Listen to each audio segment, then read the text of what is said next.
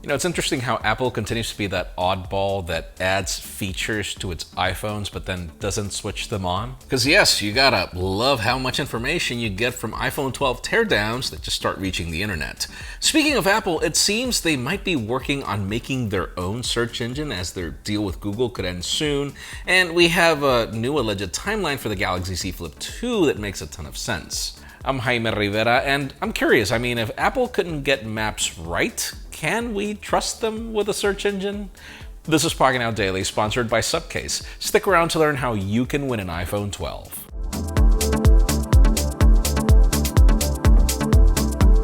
The official news today begin with deals, and this is actually one of those weird times when installment plans actually sort of make sense. For example, the Google Pixel 4a is currently available for $5 a month on Verizon. Of course, their specific restrictions are included, but you'll be getting an unlimited plan and you'll end up paying $128 for the 128 gig variant. I know international kids don't laugh at how expensive plans are in the US, but then moving on to B&H, the LG G8 ThinQ is currently $450 off, which leaves it at $500 from its original price tag.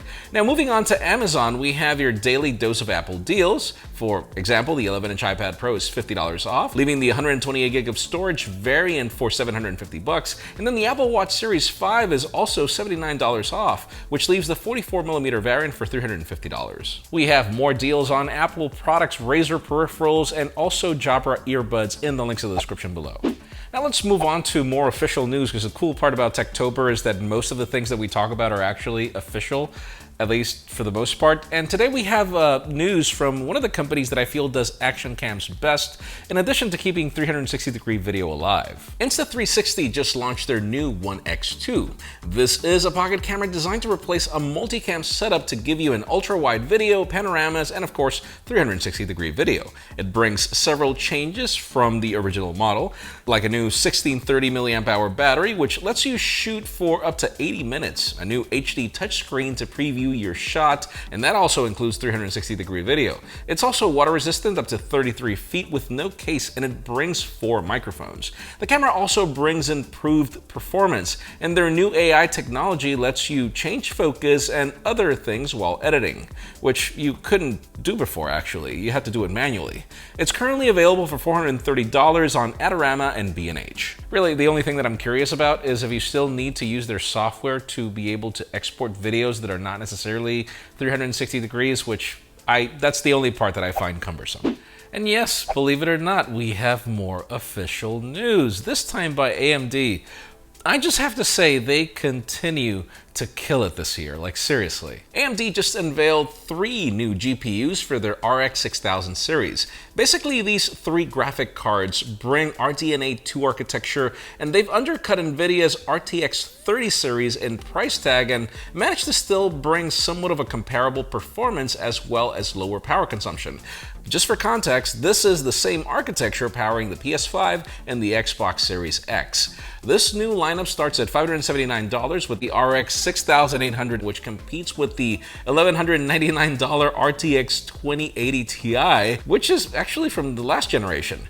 Next up, we get the RX 6800 XT, which directly competes with the NVIDIA RTX 3080, offering 4K and up to 1440p gaming with 16 gigabytes of GDDR6 memory for $649. Finally, you get the RX 6900 XT flagship, which is aimed for 8K gamers, and it'll set you up for $999. We've got more technical details in the description. I'm not going to bore you with that in a video.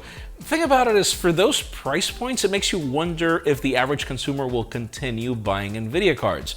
They're crazy fast, they're still the best, but the price, my God, it's just really hard to justify right now. Now let's move the spotlight over to Samsung. For those of you that thought that the leaks were not going to make it to this video, wrong. Ross Young is already talking about the Samsung Galaxy Z Flip 2. According to his last tweet, he claims that the Z Flip 2 won't be launched with the Galaxy S21, but it will be launched in the spring, and he is impressed with the upgrades we're getting. If you think about it, it makes a lot of sense because all of the rumors hint to the Galaxy S launching way earlier, either late January or February, so a later spring launch for the Z Flip would help Samsung stay in the spotlight. We're expecting the Z Flip 2 to bring both 4G and 5G capabilities, but But other than that, we don't have a lot of information from this phone other than the upgrades that he is talking about, which he doesn't really mention. At least I know that I want a larger outer display, if anything, water resistance as well, but I would love to know what you guys think in the comments, like what would make you want to buy one of those flip phones? Because it's the biggest, I don't know, it's the biggest question mark that I have, like why is it that they haven't become as popular as I thought they would be? Now let's flip over to the boring politics section. I know that pun was horrible.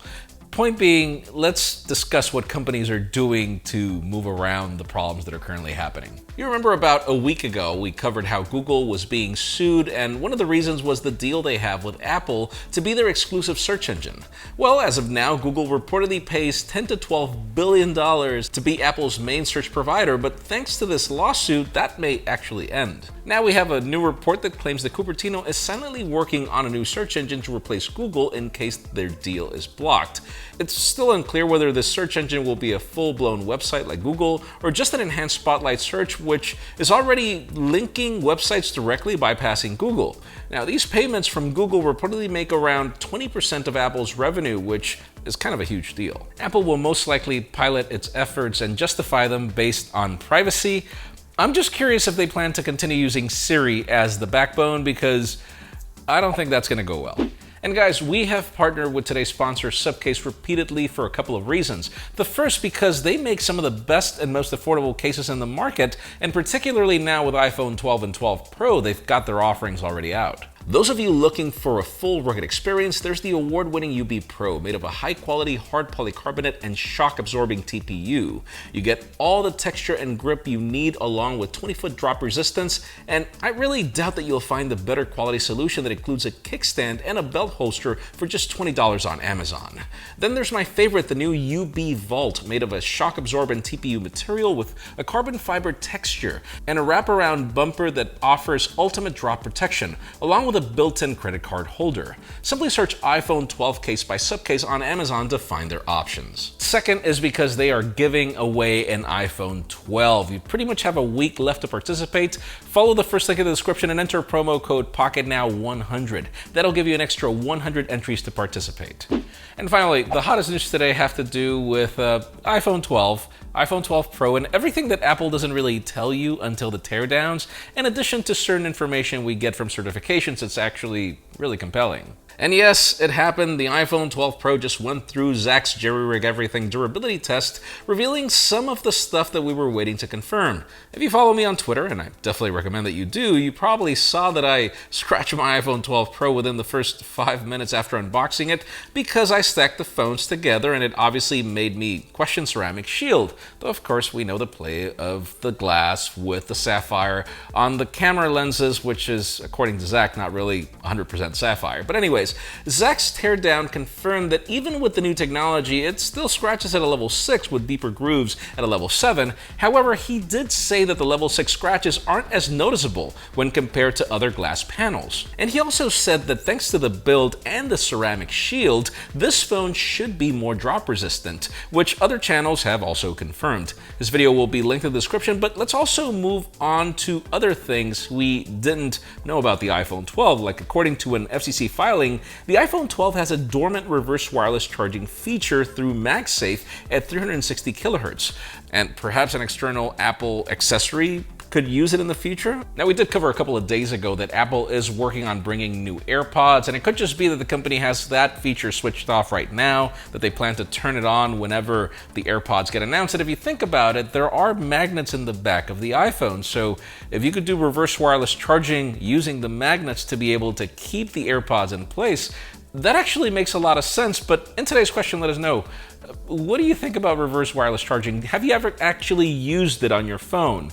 Because I find it really cool, I find it really nice to have, but I will not lie, I have never used it.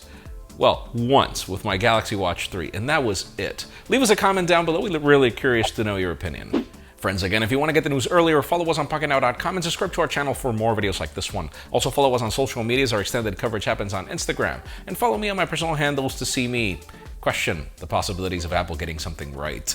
Please give this video a thumbs up if you like what you saw. I'm Jaime Rivera, thanks so much for watching. We'll see you tomorrow.